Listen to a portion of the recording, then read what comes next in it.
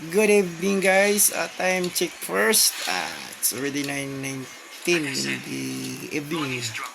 Today is last day of the month of September. September 30, 2025. Okay, itong istoryahan ng question now. With regards to the issue of the corruption in the government, especially in the flood control project.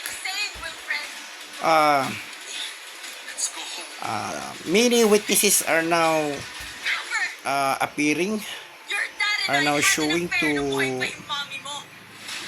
pinpoint the culprit or culprits of this massive corruption in the government. Okay, so the guy witnesses.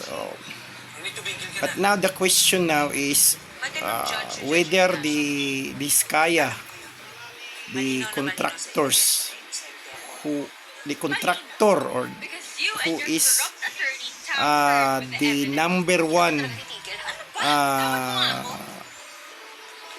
one author of this corruption in the flood control projects.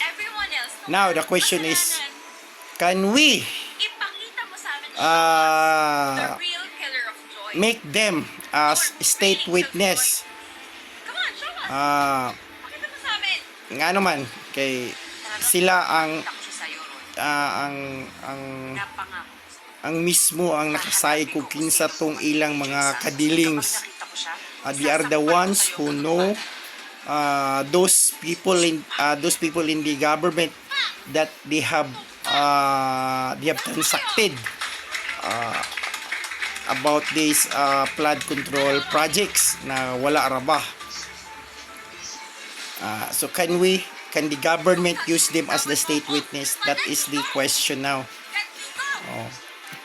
So and the second question, if the government uses them as the state witness, are they, or I say this day because duwa sila husband and wife, are they entitled to the benefit na mawala ang ilang kaso?